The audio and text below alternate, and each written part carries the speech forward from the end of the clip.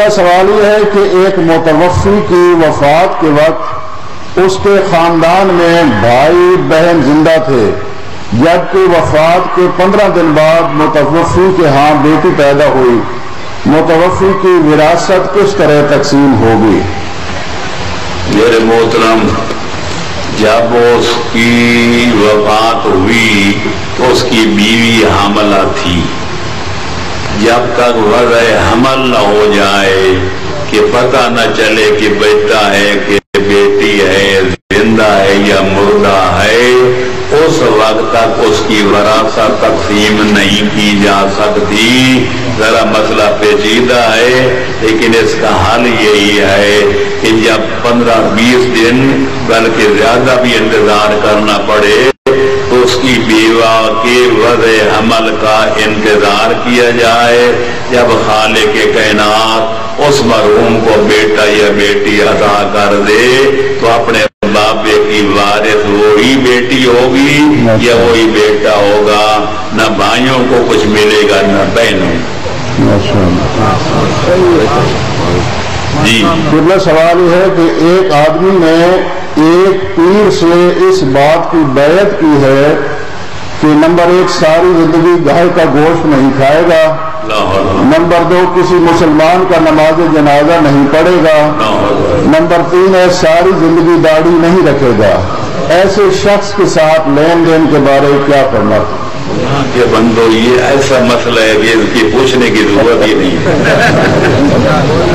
پہلی بات تو یہ ہے کہ میں معذرت کے ساتھ کہوں گا کچھ لوگوں کے نازوں کامگینوں کو ٹھیس نہ لگ جائے. سادات ہی بیٹھے ہیں غیر سادات بھی. اسلام میں پیری مریدے کا کوئی تصور ہی نہیں ہے. ہم سارے پیر بھائی ہیں. ہمارا پیر حیدر کرار ہے.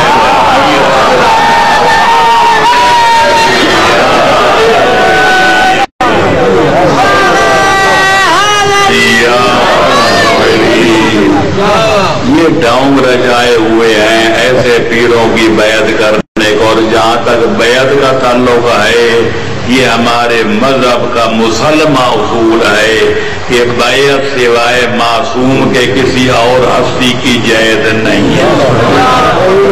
اور معصوم نبی ہوتا ہے یا امام. اور بیعت کا مطلب یہ ہے کہ میں اپنی جان، اپنا مال، اپنی اولاد، اپنی جائیداد اس کے حوالے کرتا ہوں جس کی بیعت کر رہا ہوں، اور اس کے بدلے میں مجھ سے جنت لوں گا. بتاؤ جنت کی ضمانت کون دے سکتا ہے؟ نبی و امام دے سکتا ہے یا ٹکے ٹکے پیر دے سکتا ہے؟ لہذا غیر معصوم کی بیعت کرنا جتنا ہمارے بھائیوں کے یہاں مروج ہے فلانے کی بیعت ہے، یہ فلانے کی بیعت ہے. مذہب حق کا شیعہ خیر البریہ میں غیر معصوم کی بیعت کرنا فعل حرام ہے. اور اگر کی جائے تو پھر ایسا نتیجہ نکلتا ہے کہ گائے کا گوشت حلال ہے وہ کھانا نہیں، اس کو حرام سمجھنا ہے. داڑھی مڈوانی حرام ہے، اس کو فعل یزید کو اپنانا ہے. کہ باقی تیسرا کام کیا تھا؟ کسی مسلمان کا جنازہ نہیں پڑھنا، یعنی آپ ہی کافر.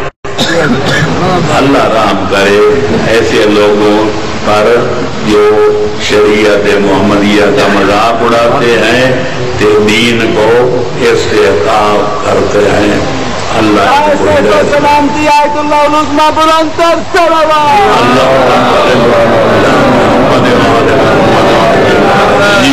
قبلہ سوال یہ ہے کہ سائل کہتا ہے کہ ہمارے معاشرے میں ایک ایسا نکاح ہوا ہے کہ جس میں لڑکی اور لڑکے کی رضامندگی نہیں لی گئی. بچی سے جبراً قبولیت کے کلمات منہ سے نکلوائے گئے، نکاح خان نے نکاح پڑھ دیا اور رخصتی بھی ہو گئی. تو کیا اس قبولیت کا ہونا شرط ہے یا نہیں؟ میرے محترم، یہ مسئلہ ایسا واضح ہے کہ 73 فرقے مانتے ہیں کہ لا اکراہ فی الدین، کہ دین میں کوئی جبر و اکراہ نہیں ہے. اگر آپ کسی سے سودا خریدتے ہیں وہ بیچنا نہیں چاہتا आपकी गर्दन पे लात रखते कहते हैं कि ये बेच मुझे वरना मैं आपकी गर्दन उड़ा दूंगा। ये बे और शिरा गलत है। आप किसी के गुलाम को आजाद कराना चाहते हैं वो नहीं करता, आप उसकी गर्दन पर तलवार रख कर कहते हैं अपने गुलाम को आजाद कर, वो कर देता है। ये शरन जायज नहीं है। तलाक में या निकाह में रजामंदी शर्त है। निकाह तब होता है लड़का भी राजी हो और लड़की भी। अगर जबर करके उनको राजी किया जाए, डंडे मार के उनसे हाँ कराई जाए, वो निकाह नहीं होता, जिना होता है। और जबरन तलाक ली जाए जैसे अदालतों में ली जाती है कि शोहर देना नहीं चाहता तो हुकूमत दिलवा देती है, या डंडे के जोर से लोग शोहर को पकड़ के मारते हैं, पीटते हैं, उसकी ऐसी तैसी कर देते हैं तो फिर वो तलाक का सीगा जारी कर देता है। ये तलाक नहीं होती। अगर दूसरी जगह अक़्द निकाह किया गया वो ज़िना होगा, निकाह नहीं।